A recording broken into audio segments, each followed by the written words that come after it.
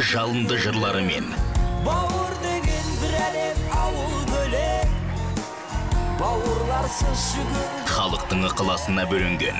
Ата-ананың арманы, ұлдың бағы жанғаны, инабатты ибалы, жақсы келін алғаны. Әкелердің бөлек екен тілегі, тілегінен байқалады жүрегі. Бақыттымын өзіңмен, сүйем ыстық. Ақын Саят Әбеновтың шығармашылық кеші.